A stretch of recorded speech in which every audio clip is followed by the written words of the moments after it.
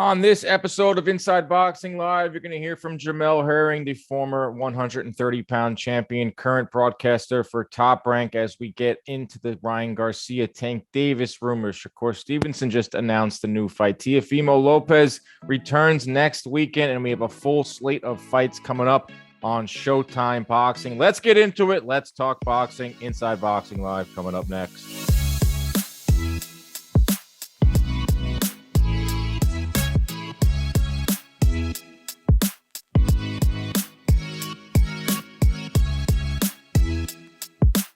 What is up, everybody? Welcome in to another edition of Inside Boxing Live, brought to you by John Boy Media. I am your host, as always, Dan Canobio. Thank you so much for being with me week in, week out. Last weekend, we took off as I was out in Los Angeles covering the Ryan Garcia, Javier Fortuna fight, being with my John Boy Media family as we're at the All-Star game, went to the Home Run Derby, met a lot of boxing fans at our meet and greet at the Boomtown Brewery. Shout out to Victor from the 818. You know who you are, Victor.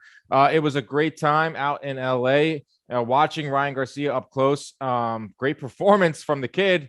Pretty much an A- performance. The only thing preventing me from giving him an A+ was that he did get tagged a few times from Fortuna, but he was virtually untouched in this fight. He showed off the speed, he showed off the skill, he showed off the power, the footwork. I thought Ryan Garcia is now, rounding into form. This is now 2 fights in the last 4 months from him, and we'll see what happens. I mean, the fact that we're in a little bit of a slow period in terms of big fights happening, there's going to be some bigger fights in the next couple of weeks. Obviously, Anthony Joshua and Usyk, which I'll touch on in just a little bit. But right now, there's not a lot of big fights being, talked about. There's not a lot of big fights happening. So a lot of the headlines are being dominated by Ryan Garcia and Tank Davis fight. And that's great, because I've been calling for that fight for a really long time. I'm not the only guy in the media or only woman in the media. I'm not a woman, a man or woman in the media calling for a Ryan Garcia Tank Davis fight. I think the time is now. The momentum is there. From what I've heard from Team Garcia is that they are negotiating a fight with Tank Davis. And you know by now what it's going to come down to. Who's going to make the concessions? It should come on Ryan Garcia's side making the concessions, considering that Tank Davis sells more tickets, considering that he's done pay-per-views and has done decent, considering that he has a better resume, arguably a bigger star. But Ryan Garcia is a star too. I mean, it was a big attendance came out. I think it was like 12,000 at Staples Center. Sean McVay was there. A lot of the Rams were there. I was there. That's what's most important. But it was a great night. Catching up with Ryan Garcia afterwards. He pretty much wants a Tank fight. I mean, that's what we're going to talk about with Jamel Herring, who was our guest this week on the show. What he thought of that fight. He's been in fighter negotiation meetings. He's been in these negotiations, not as big as a Tank Ryan fight, but he knows the concessions you have to make. He knows what you have to give up and what you're willing to, checks to your ego. That's what basically comes down to, because who's going to blink first? Which side is going to say, you know what, this fight maybe does belong just on Showtime, or is the Ryan Garcia side going to dig in and say has to be, the zone has to be involved in this fight? I think you could do anywhere between 750,000 buys to 1 million on the high end, and if it does 800 to 1 million. That's a big number. That's a huge number. We haven't come close to that number in the boxing world since Fury and Wilder. And as we'll talk about with Herring, is like Fury and Wilder were getting crazy guarantees for that fight.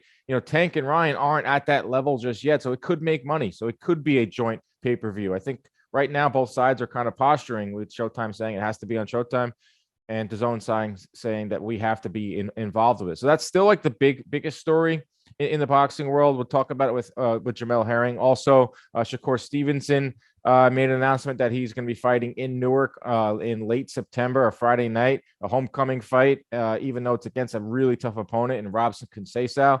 Now, that's 3 really tough fights in a row for Shakur Stevenson, going from the Herring fight straight into Valdez, straight into Conceição now. Throw in some of his past fights with Joet Gonzalez, a Pitbull Diaz, when he was still somewhat in his prime. He's 24 years old, Shakur Stevenson, on a rocket ship to the top of the pound-for-pound list. I mean, there's no doubt about it.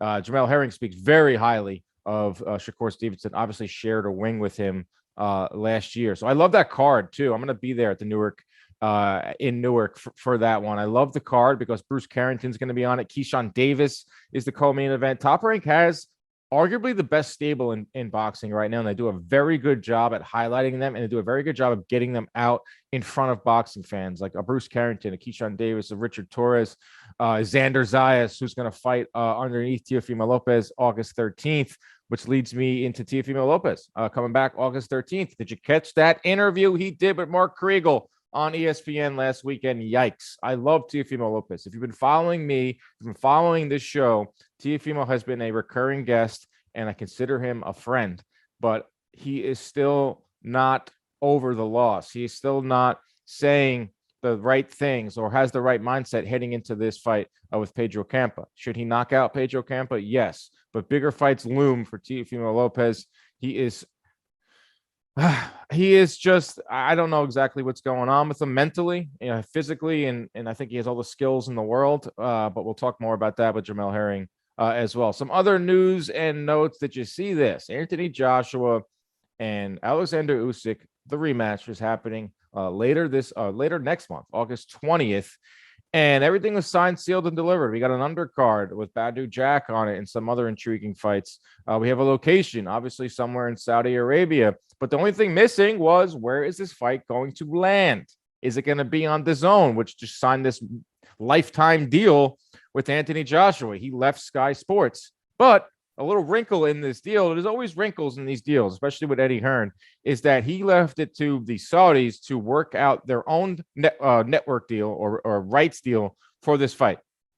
So Sky Sports went from being out of the Anthony Joshua business to now acquiring the rights for this rematch.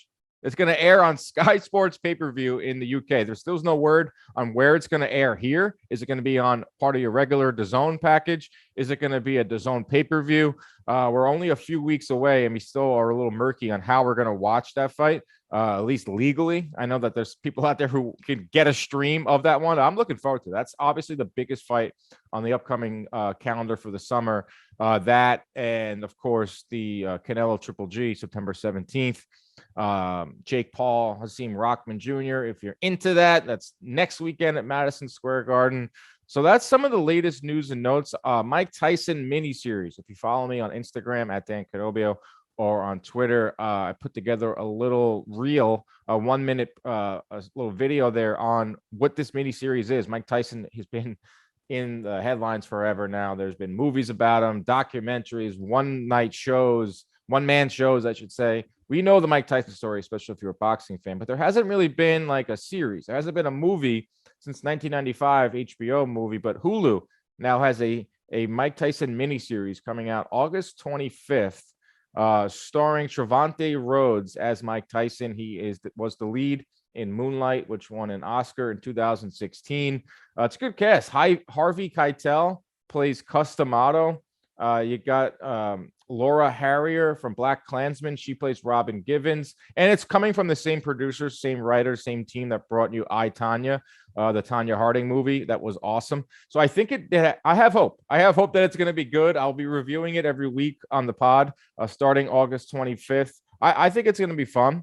And an interesting wrinkle for this little mini series with Mike Tyson is that it's not authorized by Mike. He actually condemned the whole thing. He put out a strongly worded statement saying that they do not have my blessing. This is not an accurate portrayal. You know what? As much as I love Mike, that kind of makes me want to watch it more.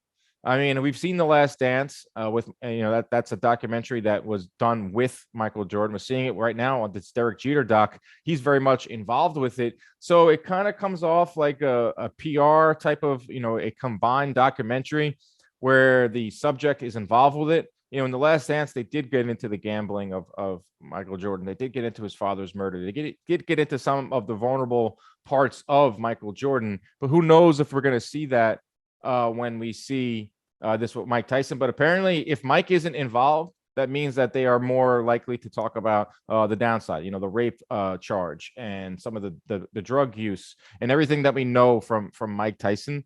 And that's coming up August 25th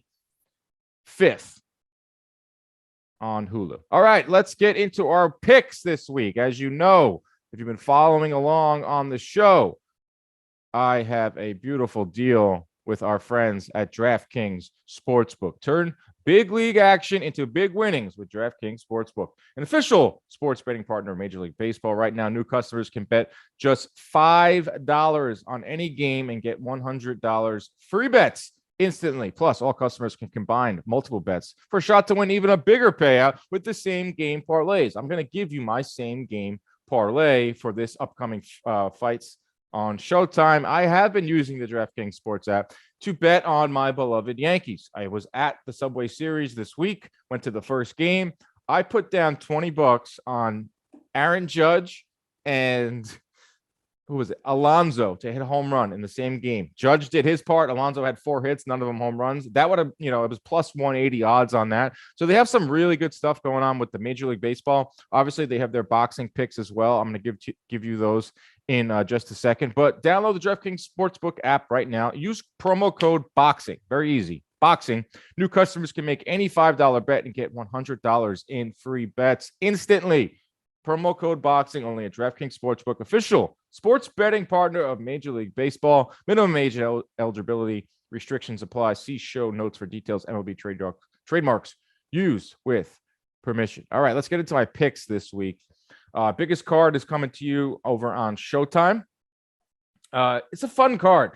It doesn't really, nothing really jumps out at you like, oh, this is a super fight or this is like something, we have to see. No real title fights on the card, but it's still promising. Everything obviously headlined with Danny Garcia taking on Jose Benavidez, the brother of David Benavidez. This is at 154, a new weight class for Danny Garcia. Co-main event's going to see Adam Konacki. You remember him? One-time hopeful in the heavyweight division to face Deontay Wilder before 2 straight losses to Robert Hillionis. He's taking on Ali Aaron Deramezin, who is coming up a win over Gerald Washington. Gary Antoine Russell versus Rancis Bartholomew kicks off the card. Sergey Derevyanchenko fights on this card. Julian J. Rock Williams, Vito Milnecki. A lot of names. It's a pretty good offering top to bottom. But I'm going to give you my picks, and I'm going to start. This is the same game parlay that you can get on the DraftKings Sportsbook app this weekend. I just narrowly missed it last weekend. I had Lamont Roach winning, and then I had Ryan Garcia stopping Fortuna in rounds 7 through 12. He stopped him in the 6th round, so I was close. Getting closer and closer. So let's take a look at it. I'm going to go with Adam Konacki money line, and you can get that at plus 130. And that's when I went back and forth on. Konacki looked awful in those last 2 fights against Hillionis, stopped twice. Just couldn't get out of the way of Robert Hillionis, but I just thought it was a bad matchup stylistically for Konacki. A crossroads fights for him now. He's saying all the right things. You know what? I trained far away from my family for this one. The last 2 fights for Hillionis, I had family issues. I had sparring issues. I had training issues. He says he's going back to the basics. And for the basics for Konacki, he's throwing a lot of punches, close to 70 a round. I'm pretty sure it's still number 1 among all heavyweights, lands a lot of shots. But maybe he tones that down a little bit and works more on his defense because he does not move his head off the line. And Robert Hillionis was just boom, picking him off left and right. Now you got Deramezin, who are we going to give him credit for that win over Gerald Washington? Gerald Washington should not have been in a boxing ring, should not be ever, fight again. This guy took a lot of beatings, but Deramezin did look good against Gerald Washington. He is also a come forward fighter. He throws upwards of 65 punches around, which is a lot for this is going to be a back and forth. But the thing with Deramezin that I don't like is he's a little bit of a headhunter and doesn't really have a lot of power. So if Konacki can get out of the way, Konacki can use some defense, says he's going to go back to basics. This is a crossroads fight for him. He's got his son, needs to win to get back into the mix at heavyweight. He sells a lot of tickets. PBC can still salvage his career, get him in there with a bigger name. I think Konacki wins on the money line, whether it's a decision, whether it's a late stoppage. I'm going to go Konacki. The second leg of the parlay. This is the one I went back and forth on. You can get decent value on Danny Garcia going the distance. Hasn't had a knockout in a while, hasn't had a fight in a while. I think we're going on 18 months with no fights. But for the distance, you can get that at minus 200. That doesn't really make a fun parlay. To me, it's more fun when we got plus money. And Danny Garcia by knockout, TKO, or disqualification, you can get that at plus 175 right now. I think it makes it a fun parlay. I think it makes it a little bit risky, but that's why we bet, right? New weight class for Danny Garcia. He's coming in at 154 pounds, still has power. but we haven't seen the power in a while. He says he wants to be a 3-time or 3 weight class champion. 140, 147, 154. There are some real savages at 154. I don't know if Danny Garcia can do that. But arguably lost his last fight against Emmanuel. Oh, excuse me, that was Benavidez. But as we saw with Danny Garcia, he was coming off of that loss to Errol Spence was a while ago. But I think Garcia late can stop Benavidez. Benavidez gets hit a lot. He comes forward. He lays on the ropes a lot. He fights with a lot of pride. He's past it. This guy, talking about a guy in his last fight, fought Emmanuel Torres. I thought he lost, was gifted a draw, got hit a lot in that fight against a guy with zero power. I think Danny Garcia should win. So if you want to maybe take the distance, you can get that for -200. But I'm going with Danny Garcia for a stoppage, making a point, making a statement at 154. You can get that for +175. So those are my 2 picks. Anil Konaki, money line for +130. Danny Garcia by stoppage +175, and you can get that on DraftKings same game parlay over on the app. It should be live on Saturday morning. All right, let's get to Jamel Herring and talk all things boxing. Let's bring in our guest this week. You know him, arguably the most respected fighter in the game, maybe the funniest, maybe the most busy, former world champion, former Marine, always a Marine. I corrected myself there. Jamel Herring is with us this week, and I love it. So let's get into it. Jamel, how's everything going? You're coming to us from Alabama. Good, everything's good right now. I'm in Alabama, but I had to get in here with you, man. So always a time to talk about boxing, right? Yes. I like to say we're like in like a little bit of like a slow period, considering where we were like April, May, June. But there's still good boxing every single weekend. Right. Last weekend, you were on the call in international feed for ESPN. In Hinckley, Minnesota. We saw Gabe Flores lose again. We saw a really good competitive main event with Isaac Dogbe coming on top. So even like the slower weekends are still fun, and that's the sign of like we're having a really good year in boxing. Right, correct. Yeah, definitely. Even the weekend before that, when I went to go see Arnold Barboza fight, that was an interesting matchup as well for a slow time in boxing, but it's definitely some good competitive matchups that we have seen as of late. Yeah, the Barboza weekend also was the weekend where we saw Ryan Garcia, and I feel like right now maybe we do have a slow time, but that does not mean that we aren't going to talk about potential fights that could be made. I feel like the discussion right now for the last 2 weeks is about Ryan Garcia and Tank Davis. It's about the fighters at 130, 135, 140. Those 3 weight classes, I feel like right now are generating a lot of headlines, generating a lot of what ifs. You watched Ryan Garcia's fight 2 weeks ago when he beat down Javier Fortuna. What did you make of Ryan Garcia's performance? In terms of the eye test, I thought he passed the test. I thought he passed it. We all know that Fortuna has had his best days, of course, especially maybe at lower weight classes like 130. You understand this fight was at 140. But at times in boxing, some people love to compare fighters against a common opponent. Fortuna's been in there with many good names, Robert Easter Jr., Jojo Diaz as a recent. So I thought the way he closed out the show against Fortuna, he did well. Do you think it was more like, because I have 2 ways looking at it. I was there in the arena, and I thought Fortuna would pose a little more of a threat. Like you said, he is a little bit past it. He's been in some really big fights. He's a kind of an enigma. Like he's had fights where he's looked great, where he's had like first round knockouts, second round stoppage. He's had fight where he's struggled, he's missed weight, he's had no contest. Like you don't know what you're gonna get when he steps into the ring. But what I'm trying to get at is did you think it was more like Ryan Garcia was more impressive, or do you think that Fortuna just didn't really put up much of a fight? I think it had to deal with a little bit of everything. For being honest, there's a little bit of everything. Yeah, it wasn't so much. You clearly see on the rib, it wasn't the old Fortuna that we're used to seeing. The real aggressive Fortuna that's like throwing punches from weird angles at times. Also, like you pointed out, he's had issues with weight. I believe that was an issue with this fight. That he felt like he didn't have enough time to make the 135 limit that was originally, scheduled. So they went up to 140. And Ryan Ryan was just younger, stronger. And for that weight, he was just too big. It was just too big for him. Do you think he gets it's a lot of disrespect for Ryan Garcia, in my opinion.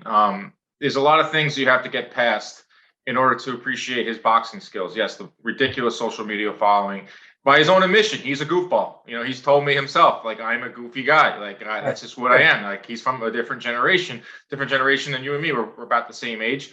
But if you peel all that back, if you can get past the looks, you can pass some of the cringe moments, you can pass the social media. This is a damn good fighter. This is a guy that's been doing it since 8 years old. But the kid can fight. Do you think a lot of people look past that? Because I saw a lot of things 2 Saturdays ago, like, you know, being a little more selective, walking down his opponent. Doesn't jab much, but this is a guy that, you know, I think we should be giving a little more credit to. No, he's dangerous. He definitely has the goods. I think he gets more criticism because he doesn't put. People feel at least he doesn't put as much time into his boxing career as he does for everything else on social media, to the modeling, whatever you want to name it. But I think that's where it mainly comes from, because a lot of people are more frustrated. Because I even see with his own fan base, they're more frustrated because they feel that he should be at this level, but yet he's still, you know, they feel like he's dragging his feet, you know, getting to the real fights that we want to see, like the big fights against the Haneys and the Tanks and so on. Yeah, I agree with that. Like, there is a little bit of, like, you know, impatience because he was on like this trajectory, and then last year was a disaster, or any way you want to look at it. I wouldn't say disaster, it's a little harsh, but, you know, the injury, the mental health, that definitely stopped him, and it left a lot more doubts. But now this is 2 fights in 4 months. He says he wants to fight again in December. Leads me to my next question. It's the $1 million question right now in the boxing world. Is the Tank Davis fight, is it next in your humble opinion? Honestly, I don't know. And I'm leaning towards, I don't think so. And I'm going to say, not based off because they don't want to fight each other. I believe, honestly, where Ryan Garcia is at in terms of the money he's making, you could say like the kid is spoiled, if you want to say that, because they said it on paper, you know, his last fight he made $2 million just to fight a Fortuna. When it comes down, you know, me being a fellow fighter as well, when it comes down to negotiations, they're gonna argue down who's the A side, who gets what. And I feel like if you're giving Ryan Garcia $2 million to fight a Javier Fortuna, imagine what he's gonna want against a world champion in a dangerous world champion in Gervonta Davis. So I take things like that into consideration. Like, this kid is making more than some world champions are already. So imagine when it's time to really fight for a world title. Yeah, I mean, you've been in these negotiations. You've been a part of big fights, big negotiations, what it takes to make a fight. And yeah, he is getting $2 million to fight Fortuna. He was barely touched. I talked to him after the fight, and it was about 12,000 in the crowd, which is down from his last fight, which was in Texas. Right. So there's no doubt about it that Tank is the A side. I mean, he has a better resume. He's been on pay-per-view, and we can debate whether the numbers were good or not. They're good or enough for today's standards, and he sells out arenas. There is no doubt about it. You can see that with your eyeballs. You can see 18,000 at Staples. You can see 18,000 at Barclays. You can see 15 to 18,000 in Atlanta. There's no doubt about it. It's going to come down. I do agree that it's going to come down to the concessions that Ryan Garcia will make. Whether the zone is involved is a big stumbling block right now. Talking with Stephen Espinosa over the last couple of weeks, they're adamant that it has to be on Showtime. Business standpoint, from business state of mind, do you think that this fight is it big enough to be a split pay-per-view? Is it big enough to have 2 networks involved? You know, given what we think it could do. I believe it is. I believe it is because remember, despite everything that, like, even with the you know, the draw and things like that, Ryan does have a big following even outside of the typical boxing, you know, media world. And like Tank Davis alone, he has a great following himself. And I believe a fight that big, because at the end of the day, it still is a big fight, because many people want to see what Ryan Garcia really can do against an elite fighter, and they're both undefeated, so that always sells right there. And you know, then they both bring knockout power. You know, in boxing, most people, even casuals, they love to see a good scrap and a knockout. So I think it can, you know, if they're reasonable between both sides, you can generate between the split pay-per-view, in my eyes opinion. because like I said, we are in an era where it's not the Floyd and Pacquiao numbers anymore that we were used to seeing every year at one point in time. But still, like you mentioned, Tank does still draw good numbers even by himself, even against guys that you and I maybe complain about him facing. He still does decent numbers with his pay-per-view numbers or drawing the crowd as well. Yeah, I think you look at Wilder Fury. The second fight did 800,000, somewhere around that range, which is underperformed from what they wanted. But that was still a split pay-per-view, and Wilder had like a 20 million minimum or purse, and Fury's was up there too. Like Tank and Ryan Garcia, we just talked about the type of money that Ryan Garcia's. They're not pulling in. They're not asking for 20 million a fight. So even if it does 800,000, which I think it could top out at maybe $1 million if Floyd and Oscar get involved and they really push it, then you're talking about a $1 million, $1 million home pay-per-view, which we haven't seen since Triple G and Golovkin, a sold-out arena, merchandise. That's enough money to split it up. And you talk about we want to see Ryan Garcia pushed. Could you make a case that I want to see Tank Davis in there with someone of his equal, because it's not Rolly. He was better than Isaac Cruz. He's better than Leo Santa Cruz. His best win is arguably Pedraza, and that came, 5 years ago? So I think it's time for Tank. I think it's time for Ryan. This fight makes sense for so many reasons. But I think boxing fans are like programmed where they're just like, it ain't going to happen. It ain't going to happen. But I think it should. And it's sad. It's sad that we have fans like that, but sadly, at times it's the sad truth. Absolutely, sad truth. I mean, fight fans have grown accustomed to looking for the big fights, and they never. Something always happens when you wake up the next morning and you go to your social media and you see something about a fallout or they go in separate ways, or it's always something bad waking up to it when it comes to boxing. So I can understand that, but.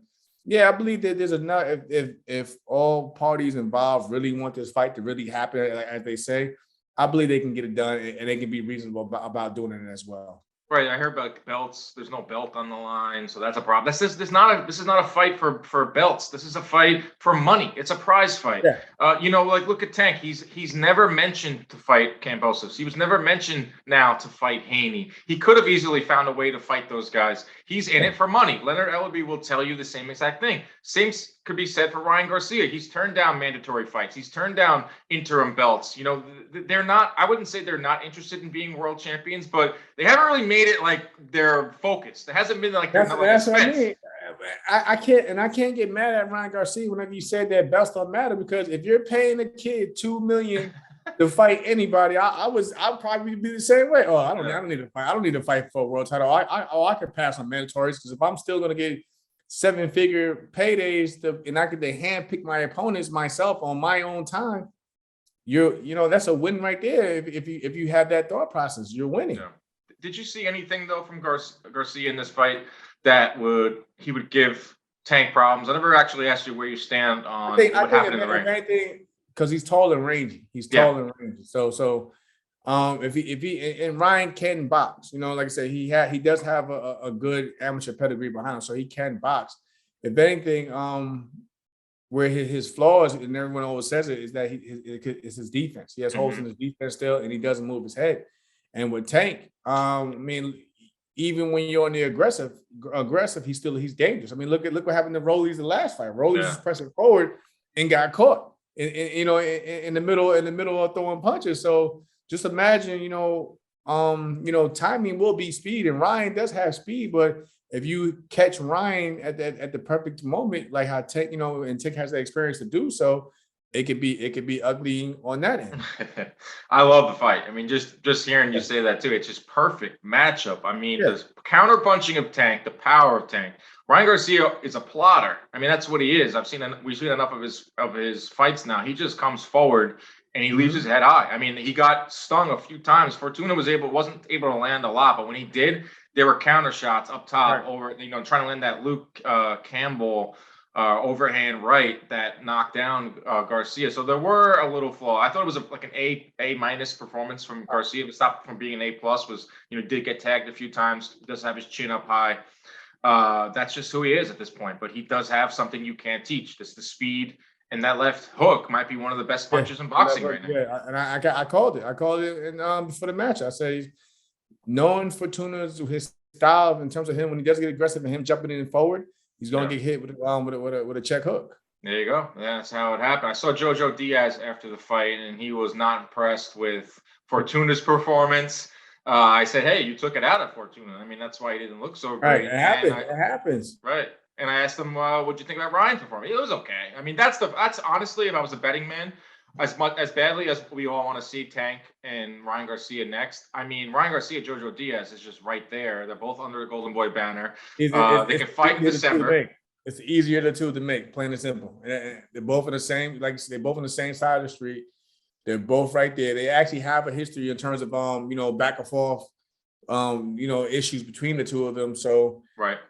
I mean, and then let's be honest, Dan. In most promoters today, they actually look for the fights to be made in house first before they start going out to go find get their guy or get their fight. So the minute I hate to say it, but I feel as the minute any bit of the negotiation goes south, then they're going to just quickly say, you know what, and jump right back to let's just do a fight. They're not going to try to iron it out. Nope, we're just gonna.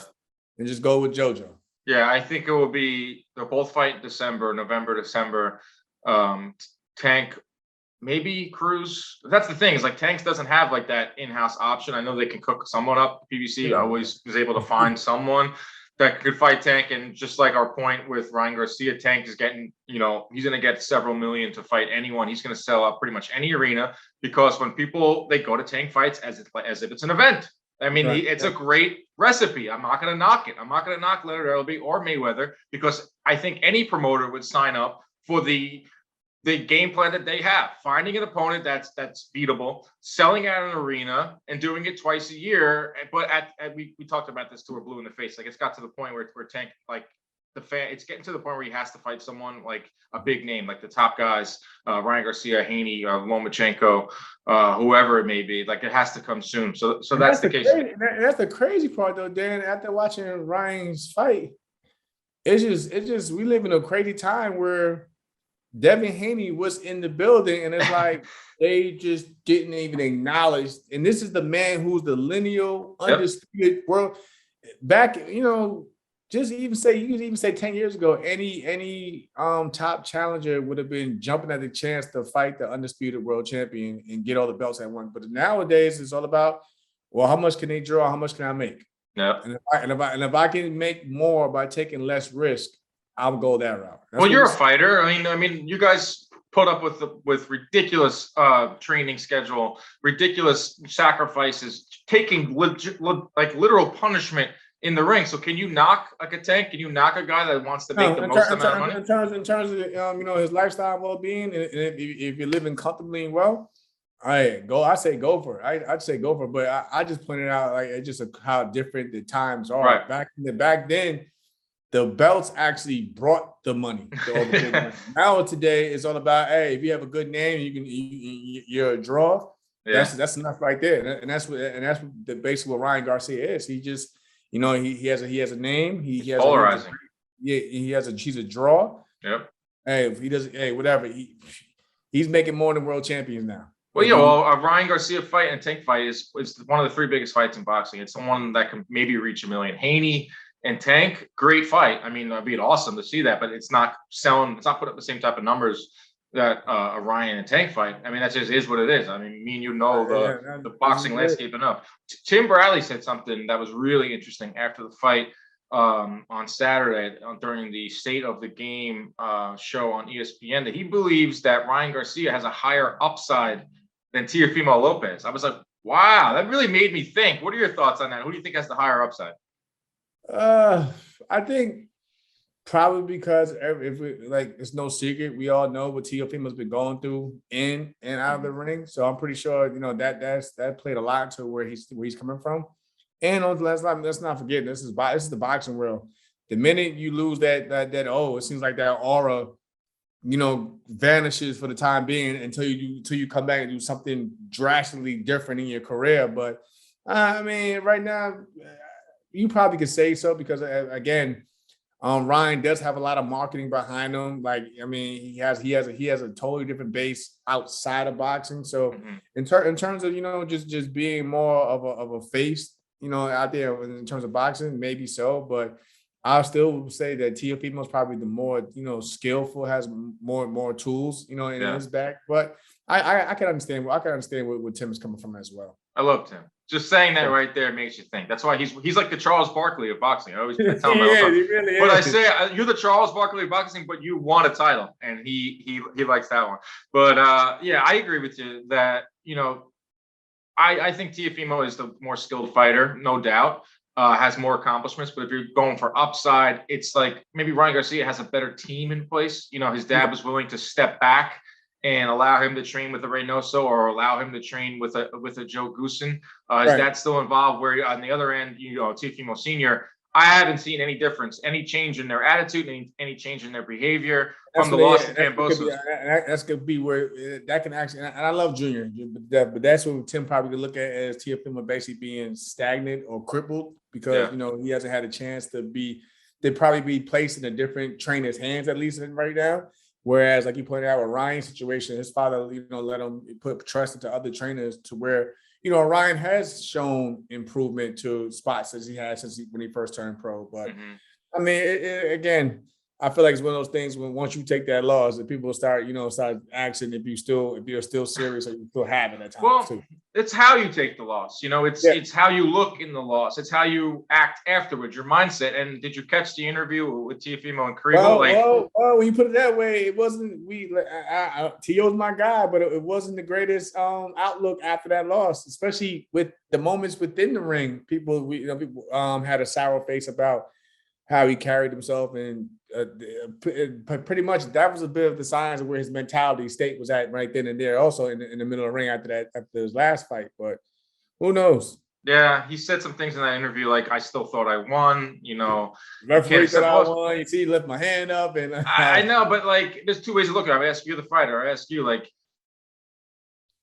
I've seen two sides of this. Guys that will fight a loss, till they die. They have that mentality where no, I never let that blah blah blah. Or there's guys accepting a loss, learn from it, and makes you put it behind you. Where do you stand in there? As a guy that has reached the pinnacle and also has lost.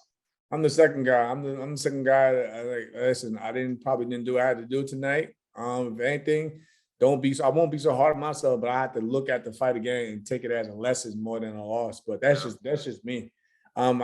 We all see it in boxing.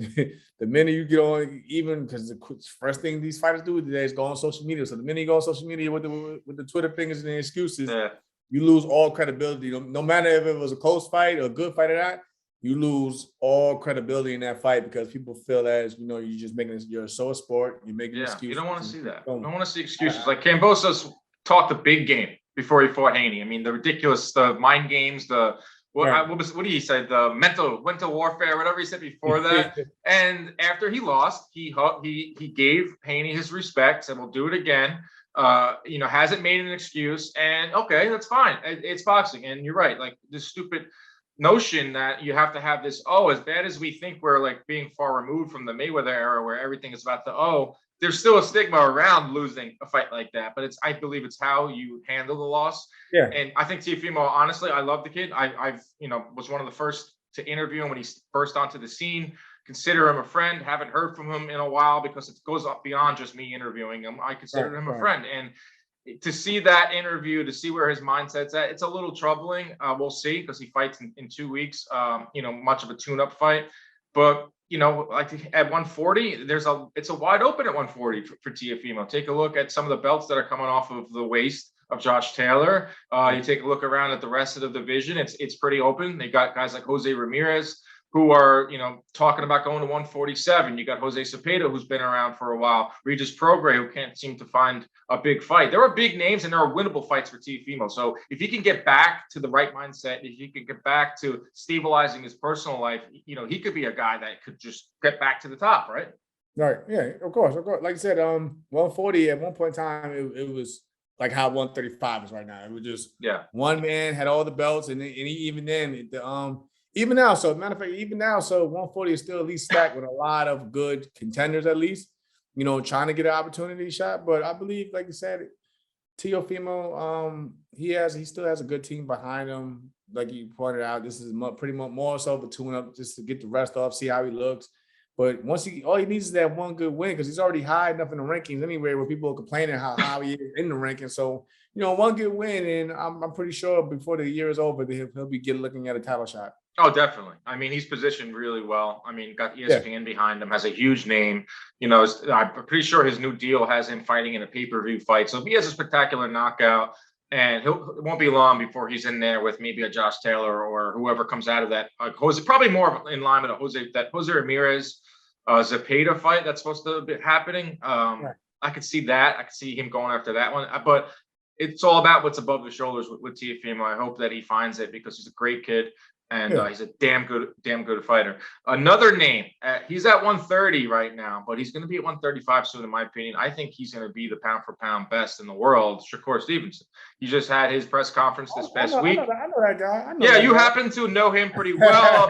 You guys shared a ring. You shared some barbs. He's now your buddy. We know this. I just spoke with him too. I just spoke with him I think the day before yesterday. I had texted him when he was going on his Twitter rant. Wait, which one? Because you have to. He goes. No, I think which one? I think it was with my man IBF. Oh, the guy across who just beat Ogawa. My man Joe. My guy Joe. Cordina. Yeah, my guy Joe. I said, man, just focus on Conceição right now, man.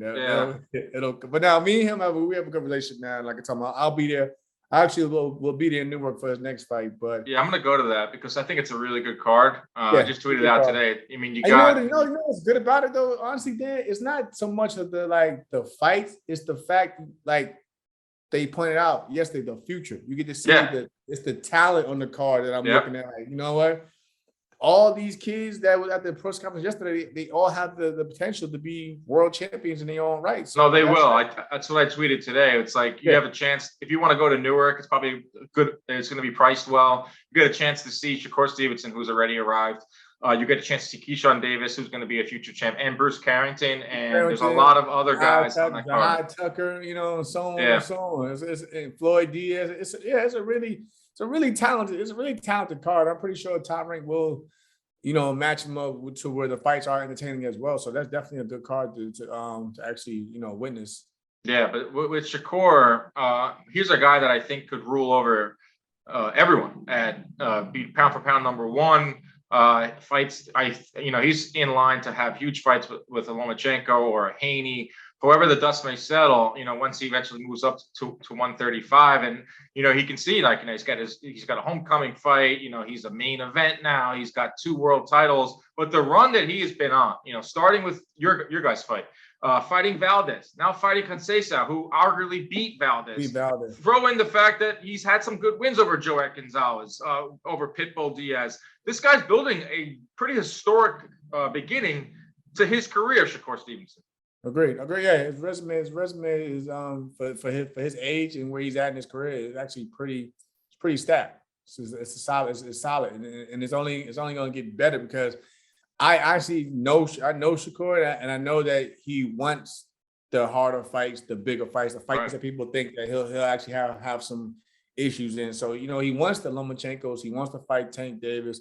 He even wants to, if it's presented to him, he'll even fight Devin Haney. So these are conversations that I actually have with him. So I know where his mindset is at. And like you pointed out, this kid could be one. He could be pound number one someday. But like I said, as long as he continues just to keep showcasing his talent, night in, night out, he'll be on his way. Right, the precision, not so much the power. I know he does have sneaky power. It's the precision, the defense, obviously. It's the timing. It's the timing. Like I was telling Tim the other day in the fighting meeting, I said, look, this kid like Shakur is not because he beat me, but I was there. Like, I'm in front of him, but it's like he's not in front of me. Like I couldn't get to him. I had the longer reach and the height, and it's just hard. But it's because, like you point out, it's his precision. His eye coordination is great. His timing. I think his timing beats everything. He may not be the fastest or the strongest, but with timing, you could just do so many things. Would you favor him over any of the guys we just listed? Yeah. Like even against big punches, because again, you got to touch him. So if you can't hit him, what's the use of being a big puncher? And if you can't hit this kid, and the thing with Shakur is you may hit him, you may get one off, but he always makes the adjustments to where he makes it a lot harder for you to get that same punch up again. Yeah, would love to see him fight Lomachenko. Would love to see him fight Devin Haney. Love to see him fight Tank Davis. I think I'm more interested in that fight because just more of the technique and tools that Lomachenko can present. You know, because I believe Lomachenko is a smart fighter in his own right, so he'll make those adjustments. But Shakur is like, he's so good that like he can take the best fighters out there and frustrate them. I mean, you see him with the last fight with Valdez. Valdez is very frustrated in that fight, and Valdez is a great champion in his own right. So I think it's gonna have to take a smart mind to really give Shakur a real challenge. I think Haney and Shakur are going to be angling for Lomachenko. I think Lomachenko, obviously 34 years old, hasn't fought in a while. Obviously, in the Ukraine and trying to figure stuff out there. But he's still a big name. He's still the prize piece for Topper. He still signifies a big time win if you could pull that off. So I think it's between Haney and Stevenson for that. Maybe Haney has the inside track considering he's at 135 already.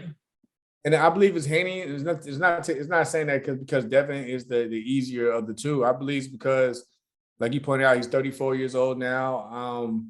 He's old. He's been chased. It seems like I know he's probably frustrated. It seems like everyone around him is getting that undisputed, marker under the name, and he's been chasing that forever. I mean, ever since he moved up to 135 pounds, he's been chasing to get all the belt. So I believe that with the time, with the clock ticking, I believe that he'll choose the the one that rewards at least the most. Right. Fighting Shakur right now, it's just a handful of problems, and it's not so much. It may be a good paycheck, but I know I don't think that Lomachenko ever came out as a fighter that's always hunting for the money. He's more for glory, for legacy. Yeah, legacy for sure. Well, the thing about Haney's fighting Cambosos again, whether we like it or not, October 15th. So we're not going to see Haney in there until springtime next year. So if we're going to see Shakur now, if he wants to stay and unify or become undisputed at 130 now with Cordina coming up, there's a lot of shifting going on. I think Shakur is going to actually try. After I spoke to him, I asked him what he wanted to do, because I was like, listen, you had the WBO title, that's a bargaining chip. When you move up, that's automatic, right? With their rules, when you look at it because of their rules. But he did explain that he probably wants to stick around and collect more titles at 130. So while they're because he probably see the same thing that you just mentioned. He's probably looking at Devin and Lomachenko are tied up anyway. So I might as well go my create my own path and go my own way and do as much damage as I can at super featherweight before moving up to lightweight. And this Cordina fight just pretty much fell into his lap, because before the Cordina knocked out Ogawa, it wasn't really like a big fight out there. Nothing that Bob would want to make, like there's no one in this division. Like he wants him to move up. So, but when Cordina knocked out Ogawa, he put him on the map. That's international flair now. That's a big fight that they could potentially build up. So I agree there. Shakur's got to get past Conceição too. Conceição's very tricky. It's funny that they're looking at this as like some type of tune-up fight coming off of his fights with you and Valdez. The homecoming fight. Like, come on, Conceição's legit. The kid is that good.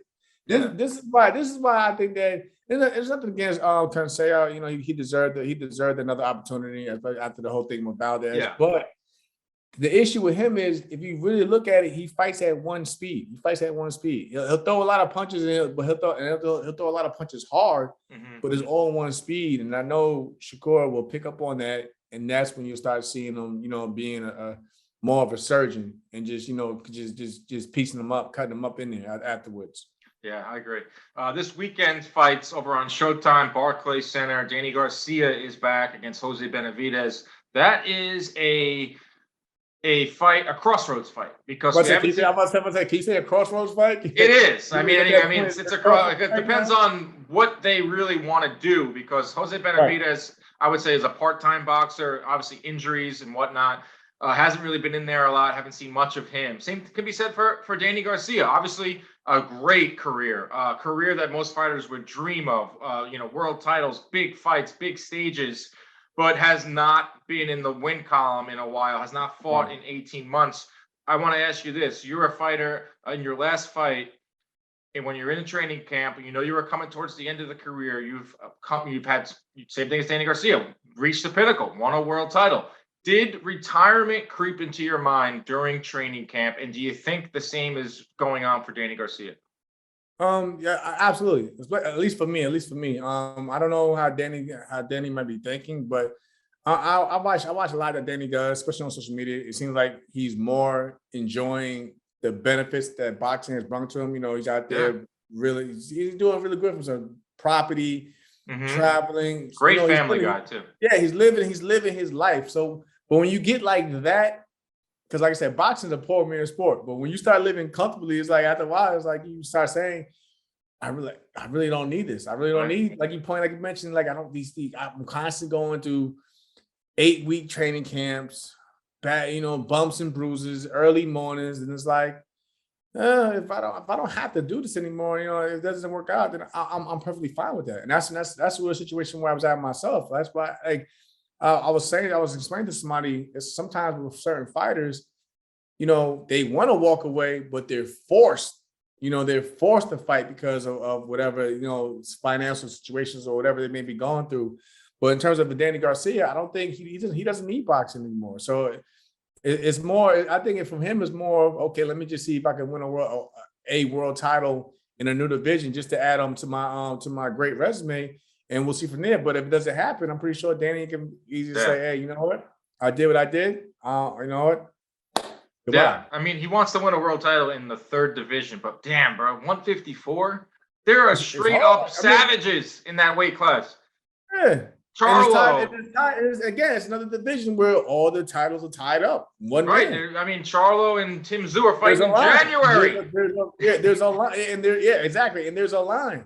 Unless Charlo, let's say, goes out his next fight, beats Tszyu, and he'll have to basically, let all the titles go in order for Danny, because like I said, Danny's not a young spring chicken either. No. So if he's want to go for that run, he has to do it now, but he still has a line to wait in. Yeah, not to mention like Spence Crawford eventually going to be at 154.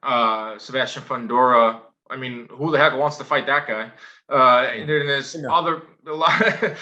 other names like Charles Conwell, 150. I mean, 154 is loaded with talent. So I don't exactly know what the end game is for Danny Garcia. Great guy. He's given a lot to the sport. He's made a lot of money, but it's still going to be a fun fight. I think it's a cross where Benavidez can crack.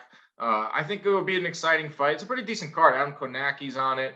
Gary Antoine Russell, who is a stud. I think he, at 140, can give anyone fits, too. He is really, really good, too. You have anything to say about Gary Antoine Russell? No, I mean, the whole Russell, well, first and foremost, I know it's been a while, but condolences to their father. Yep. I know Big G, coming up in the amateurs, but again, I know that whole entire family. That family is a breed full of fighters. Yep. And some may say that he may be one of the most talented out of all the current fighters of the family fighting now. To be honest, at 140, so that's saying a lot too. I just think, what it is. We just want to see more. We just want to see more because now we're so used to being in an era where if you're good or if you're promoting your backing says you're good, you're constantly being forced into our faces where we're reminded of you at least, and we know you're out there. But with Gary, he's like that fighter where he'll fight and then you won't hear from him again until it's time to fight again. And so I would just like to, if he's going to be that type, I'd just like to see more of him and for him to stay busy and him to where he started at least getting those bigger fights where his fists do all the talking. So well, what's Gary doing? Well, we know he's fighting this guy at least because this guy is an elite fighter. So I'd like to see him stepping up in competition because he is good. But it's just different these days in terms of fighters when you mention them. Yeah, I wonder if the Antoine Russell, the younger one, will look at and try to not follow. He obviously wants to follow in the footsteps of his brother, who is a world champion, one of the longest tenured world champions. But the once a year thing, it was Gary Russell's a great fighter. But he only fights once a year. It became like a punchline. I'm sure Gary Antoine Russell wants to change that. And the thing is, with those fights, it wasn't that once a year where the fight that we wanted to see. It was more the once a year because he has a mandatory in the line and he has to fight him unless he wants to get stripped. Right. So even that once a year, it wasn't like in an event. It was just a fight And it's not taking anything away from Gary's skill. Gary's incredibly skillful, but at the same time, because we weren't getting the fights that we wanted to see, like the Santa Cruz fight, that's basically that's long overdue. That really don't want to see anymore. It's far gone. But those big names that we want to see a minute with, it was always something that came up that while we couldn't get it. So after a while, people got frustrated. So of course, you don't want to see his brother, who's not a world champion, who hasn't made his own name yet, fall into the same category. Gary Russell versus Tank Davis. I'm calling it right now. I don't know. You had to give it to Tank Davis. Decent. But I can just see like PBC's not afraid to come up with these these matchups that you never would think of. I mean, you're right, but after Gary's last fight, it was interesting just the thought of it before Gary's last fight, but after the last fight, it's like no, hurting the shoulder. I think the once a year thing now is catching up to that ring rust is hurting you. Yeah, I agree. Hopefully it's on Abner Maris. I don't want to see Abner Maris he's coming back. I don't know exactly why. He's had the eye problems and he hasn't been in the ring in a while. And he's got a pretty good thing going on with Showtime, but that's a rumor that we've heard too, is Tank versus Abner Maris. It's tough to walk away, right? I mean, have you officially retired? I know it was that. Trust me, I'm not listening to that. I miss it, but at the same time, again, I'm not making any excuses, but my body from all over 20 years of this sport, it's after a while, I was like, okay, my body isn't reacting the same. If I can't hold up my arms to my shoulders are constantly throbbing to protect myself, why would I want to continue putting myself through that? I was even thinking about, maybe now finally going to see surgery, because for me, when I won the title, it was considered late in my career. So I couldn't afford to take time off to go get those soldiers and shoulder injuries and everything. You had to earn surgery. So it's listen, if I take time off, I might lose the best years of my career. I just dealt with it. So that's one reason why to answer your question about fighters ever want to come back. Yeah, sure, I would love to continue to fight, but if I know that I can't be at my best, then why would I continue to put myself through that? But some fighters, they just love it. I mean, Abner might feel. He said I'm 36, but I feel like I'm 26 now. Yeah, now. Of course, you're supposed to say that, but maybe, he just misses it. I think once a fighter, always a fighter. So I feel that it doesn't matter how old. Look at Evander Holyfield. Look how long it took. We don't want to see that, though. Yeah, we don't want to see it, but that just fighters at times mentality. You had a hell of a career. If you decide to lace him up again, I would obviously watch, but you got a great broadcasting career. I mean, that moment after the fight, it was pretty. It was tough to watch, but it was also kind of beautiful in a way. It's you were able to see the praise coming in from the fans and all over Twitter, and it was a little awkward at first. Afterwards, did you know that question was coming from Kriegel? I feel like you were caught a little off guard. No, I kind of sensed it within the room during the fighting meeting, what was next. Some even said that I should have just walked away after the Shakur fight. But for me, because Shakur is a special talent, I figured that that could happen to anybody. We've seen it happen to Oscar. Shakur is going to just dominate. Period. So I'm just I took it as okay. It was just Shakur. I even to this day, I don't lose any sleep for losing to Shakur Stevenson. But as a fighter, I was like, okay, let me see if I still have it at least. Okay, let me just regroup and do that. But it just when I was in there. In the beginning, I felt strong, but as the rounds went by, and usually I'm the fighter that's always fresh and just pushing. Man, I don't feel right. Sometimes it just doesn't feel right. And after that, I was like, listen, I walked over to Top Ranks matchmakers, Brad Goodman and Bruce, and I told them right there on the spot, hey, I appreciate you guys, but now I'm done. I had a good run. I did more than what anyone thought I could do anyway, but. My body just isn't feeling it. Just isn't feeling the same. You overachieved. You reached the pinnacle and you started late. You had a great career. Started with PBC, go to Top Rank, just beloved. And for just to you see guys say, oh, I don't know if I want to keep going on, and they linger, but just to kind of see some an end on TV. That was great. And now you have this broadcasting career. Exactly. It's the same thing you said about Abner. When you said that about Abner, I thought about myself. I was like, listen. Yeah. I'm doing the same.